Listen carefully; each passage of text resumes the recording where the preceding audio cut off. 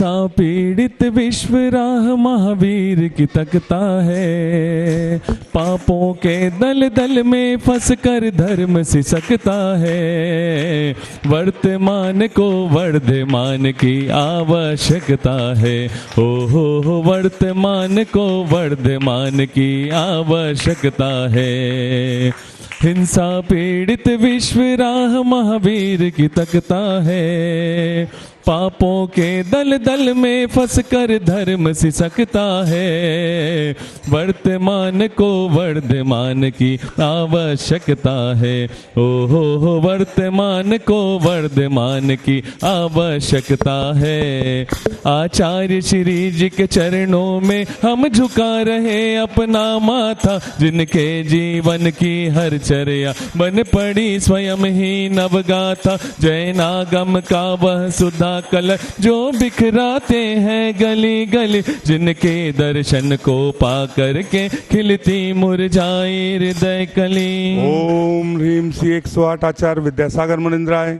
अत्र अवतर अवतर संभो सठावानन। जय हो जय हो जय हो। अत्र तिष्ठा स्थापनम। जय हो जय हो जय हो। अत्र मम सन्नितो भव भव सठ सन्निधि करणम। परिपुष्पांजलि छिपामी। सांसारिक विषयों में पढ़कर मैंने अपने को भरमाया। इस राग द्वेष की वैतरणी से अब तक पार नहीं पाया। तब विद्या सिंधु के जल कण से भव कालुष धोने आया हूँ। आना जाना मिट जाए मेरा यह बंध काटने आया हूँ। ओम ह्रीं श्री 108 आचार्य विद्यासागर मुनिंद्राय। जन्म जरा मृत्यु विनाशनाय जलम निर्पामिति। क्रोध अनल में जल जल कर अपना सर्वस्व लुटाया है। निज शांत स्वरूप न जान सका जीवन भर इन्हें बुलाया। चरणों में अर्पित अक्षत है अक्षय पद मुझको मिल जावे। तब ज्ञान अरुण की किरणों से यह हृदय कमल भी खिल जावे। ओम श्री 108 आचार्य विद्यासागर मुनिंद्राय। अक्षय प्राप्ताय अक्षतान निर्पामिति। इन विषय भोग की मदिरा पी मैं बना सदा से मत वाला। कृष्णा को तृप्त करे जितनी उतनी बढ़ती। श्री 108 आचार्य विद्यासागर मुनिंद्राय। कामबाण विध्वंसनाय पुष्पम निर्पामिति। इस शुद्धा रोग की व्यथा कथा भव भव में कहता आया हूँ। अति भक्ष अभक्ष भके फिर भी मन तृप्त नहीं कर पाया हूँ। नए वैद्य समर्पित करके मैं कृष्णा की भूख मिटाऊंगा। अब और अधिक ना भटक सकूं यह अंतर बोध जगाऊंगा। ओम ह्रीं श्री 108 आचार्य विद्यासागर मुनिंद्राय। क्षुधा रोग विनाशनाय नैवेद्यम निर्पामिति। मोहांधकार से व्याकुल हो निज को नहीं मैंने पहचाना। ओम ह्रीं श्री 108 आचार्य विद्यासागर मुनिंद्राय। अष्ट कर्म दहनाय धूपम निर्पामिति। भोगों को इतना भोगा कि खुद को ही भोग बना डाला। साध्य और साधक का अंतर मैंने आज मिटा डाला। मैं चिदानंद में लीन रहूं पूजा का यह फल पाना है। पाना था जिसके द्वारा वह मिल बैठा मुझे ठिकाना है। ओम ह्रीं श्री 108 आचार्य विद्यासागर मुनिंद्राय। महामोक्ष प्राप्ताय फलम निर्पामिति। भला किसी का कर न सको तो बुरा किसी का मत करना। मैं हूँ स्वतंत्र ज्ञाता दृष्टा मेरा पर से क्या नाता है। कैसे अनर्घ पद पा जाऊं यह अरुण भावना भाता है। ओम ह्रीं श्री 108 आचार्य विद्यासागर मुनिंद्राय। अनर्घ प्राप्ताय अर्घम निर्पामिति। ओम नमः सिद्धेभ्यः। ओम नमः सिद्धेभ्यः। अहिंसा परमो धर्म की। आचार्य गुरुवर श्री कुंद कुंद भगवान की। आचार्य गुरुवर श्री ज्ञान सागर मुनि महाराज की। संत शिरोमणि आचार्य गुरुवर विद्यासागर जी महाराज की जय।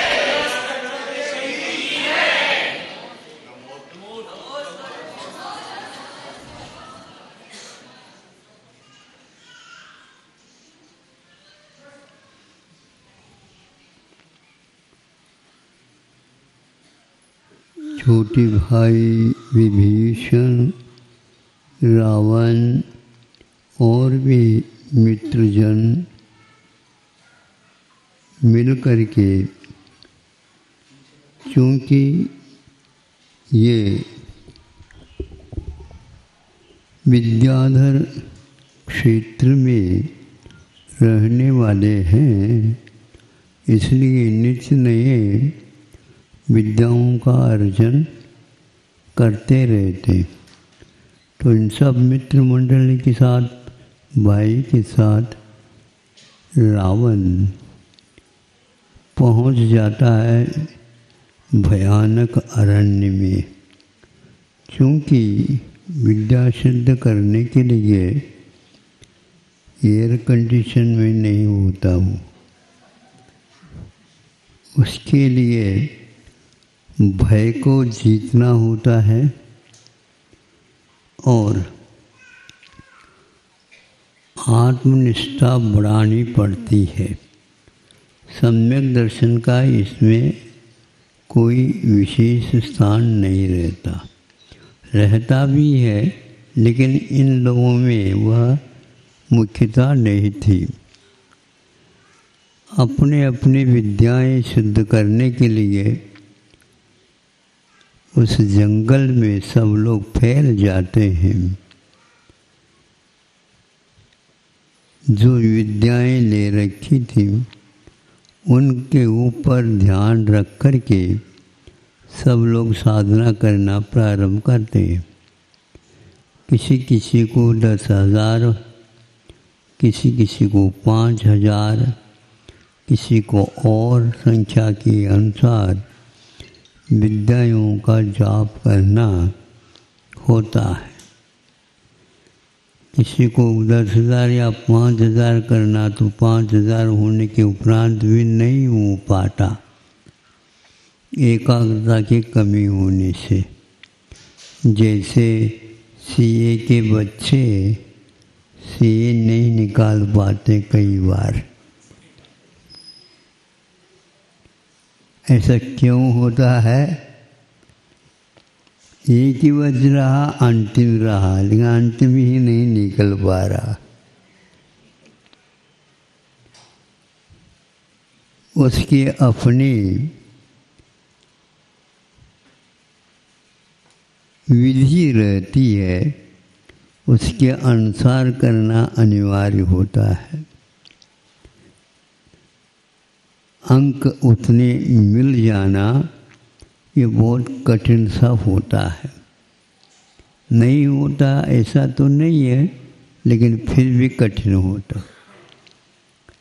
सब लोग, कई लोग बिना विद्या सिद्ध किए ही जो राक्षस आ गए, विद्याएं आ गए, क्रूर भावों के साथ आ गए, नाचने लगे, कूदने लगे और कुछ भी वो बाधाएं करते रहे। तो कुछ लोग सिद्ध करते हैं, कुछ लोग नहीं। किंतु रावण 5,000 बार उस विद्या का, मंत्र का जाप करना था, तो कभी कभी वो 3,000 में भी कर लेता था। मतलब कम में भी वह विद्या सिद्ध हो सकती है। ऐसा क्यों? तो मन की एकाग्रता। आपके पास जो मन की शक्ति मिली है ये बहुत महत्वपूर्ण है। इसके बिना सम्यक दर्शन आपको प्राप्त हो ही नहीं सकता। हो ये नियम नहीं है, लेकिन संगी हो जाना यह अनिवार्य होता है। किंतु यह भी ध्यान रखें, पशु होते हैं वे 2.5 महीने भी कुछ पशु सम्यक दर्शन प्राप्त कर लेते हैं। मनुष्य यदि करना चाहें तो 8 वर्ष अंतर्मूर्त के बिना नहीं, किंतु 8 वर्ष अंतर्मूर्त में हो ही नहीं सम्यक दर्शन, ऐसा नहीं है। तो इसका अर्थ यह है कि पशुओं की मानसिकता मनुष्यों के अपेक्षा से कुछ अलग कोटि की होती है। मनुष्य सोचते सोचते क्या क्या सोचता क्या पता, किंतु पशु ऐसे कभी भी नहीं कर सकते। यदि होते तो 2.5 महीना उनके लिए नहीं रखते। उनके लिए भी अपने 8 वर्ष अंतर्मुक्त अनिवार्य होना चाहिए था, लेकिन नहीं हुई। ऐसे भी जीव होते हैं सम्यक दर्शन की एकता के लिए, समूर्छन भी होते हैं जो एक साथ सम्यक दर्शन और संयम भी धारण कर लेते हैं। और आप लोगों के लिए 8 वर्ष अंतर्मुक्त के बिना नहीं, यह शर्त है। इस प्रकार जब विद्याएं सिद्ध करके जब रावण आता तब पूछा जाता है कि क्यों, तो कहा कि हमारे लिए तो सिद्ध ही नहीं हुए और हमारे लिए बहुत देर के बाद सिद्ध हो गई।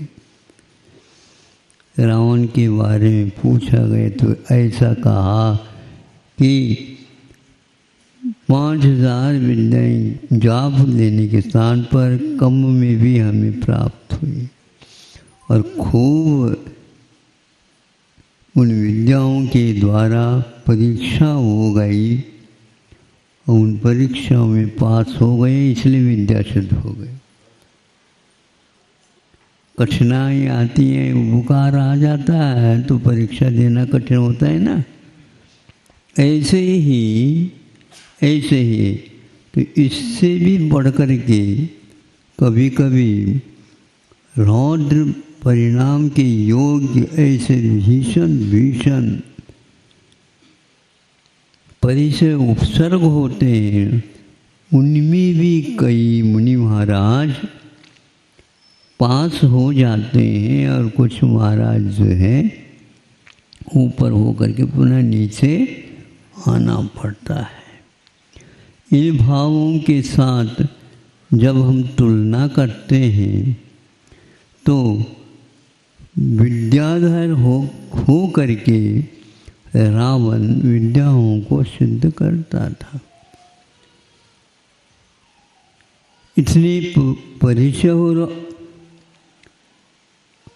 उपसर्गों को सहन करता था, किंतु आचार्यों ने लिखा है इतना परिचय और परिज्ञा आरंभ आदि के साथ उनको ये साधना हुई थी, तो इतने उपसर्ग में तो केवल ज्ञान भी हो सकता था। इतना भीषण उपसर्ग उन्होंने सहन किया था। ऐसा क्यों होता है? जैसे आपके उद्देश्य होते हैं वैसे ही वह फल मिला करता है। विद्या को सिद्ध करने का उद्देश्य है, इसलिए आपको उस उपसर्ग के द्वारा केवल ज्ञान नहीं होगा। और किसी को कम उपसर्ग में भी केवल ज्ञान हो जाता है। और भरत चक्रवर्ती को अंतर मुहूर्त ही नहीं लगा और केवल ज्ञान हो गया। आप लोग भी ऐसी साधना कर लो, कुछ खर्च करना न पड़े। वह एकाग्रता, वह आत्मदृष्टि बाहुबली को केवल ज्ञान होने में कितना लगा। हाँ, और उपवास के साथ खा रहे हो, उपवास के साथ खड़े रहे, लेकिन केवल ज्ञान झांका तक नहीं, भीतर तो था। ऐसा क्यों? तो उसी प्रकार के कर्म हृदय में रहते हैं इसलिए उनका काटना, उनका क्षय करना घोर तपस्या के बाद में भी नहीं होती। लेकिन ये भी ध्यान रखिए, कर्म काटने के लिए आपको एकाग्रता तो चाहिए। एकाग्रता के बिना वह नहीं हो सकता। वह एकाग्रता उद्देश्य के अनुसार ही आती है। तो यह इधर चोर भी है और वह भी एक ही बार में विद्या सिद्ध कर लेता है और आसमान में उड़ता हुआ अपने उद्देश्य के स्थान पर पहुंच जाता है। मैं बार बार इसको उच्चार में लाता हूँ। हम अनेक बातों की ओर अपने मन को भेजते हैं चला करके, इसलिए यह एकाग्रता नहीं हो पाती और उस सेठ को नहीं हो गई। किंतु यह चोर के लिए भी हासिल हो गया। स्वामी समंतभद्र महाराज ने रत्नगढ़ श्रावकाचार्य में 1 नंबर श्रेणी में उनको स्थान दिया। चोर निशंक अंग में उत्तीर्ण हुआ था, ऐसा कोई भी उसमें नहीं मिला। समंतभद्र महाराज ने उसी के नाम रख दिया। चोर को भी रखा, कम से कम जो साहूकार को तो रख लेते। महाराज जी भी कुछ क्या चोरों के पक्ष लेते हैं गुरु? नहीं, जिस समय उसने किया, साधना की, उस समय उसको किसी भी प्रकार से लोभ नहीं था। इस मंत्र सिद्ध होते ही मैं धार्मिक अनुष्ठान के अलावा कुछ कार्य नहीं करूँगा। मतलब ये पक्का ही कर लिया। और कुछ हो तो जहाँ जाना है वहाँ पर घूम करके आ जाए, कुछ पैसा हो जाए तो भैया कश्मीर चलो कहते हैं। मतलब यहाँ के पेड़ पौधे फूल के आदि आदि अच्छे नहीं लगते और वह कश्मीर के झूलने लग जाते। पैसे होने से ऐसा होता है, सही बताओ, होता है नहीं? होता है। वो पैसा जेब में भी नाचने लग जाता है। अब हमें भी कश्मीर दिखेगा। तो यह उद्देश्य विषयों की ओर जो जाता है, यही हमारे लिए ठीक नहीं होता। एकाग्रता तो आती है लेकिन बुरे कार्यों में आती। तो बुरे काम और अच्छे काम, और अच्छे काम में भी वह धार्मिक अनुष्ठान के साथ, तो वह उसको प्राप्त हुआ।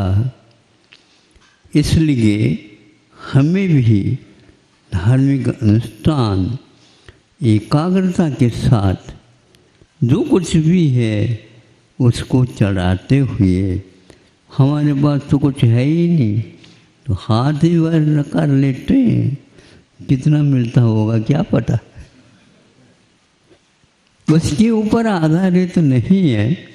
किंतु उस वस्तु को जो चलाया जा रहा है तो उसके प्रति आकर्षण कितना है। तो मुनि महाराज ऐसे भी रहते हैं, 700 विद्याएं, बड़े बड़े और छोटे छोटे सब मिल करके 1200 शायद लगभग हो जाते हैं। इस प्रकार मुनि महाराज नहीं चाहते हुए भी सैकड़ों विद्याएं आकर के परिक्रमा लगा करके खड़े हो जाते हैं, महाराज आपने याद किया और हमारी सेवा आप स्वीकार करो।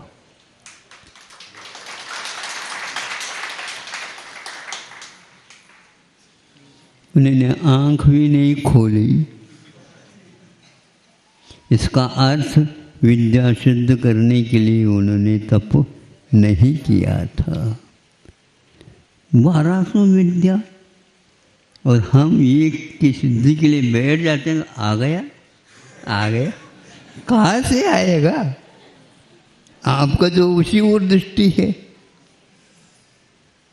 तब ये ज्ञात होता है कि मुनि महाराज निरीह कैसे रहते हैं।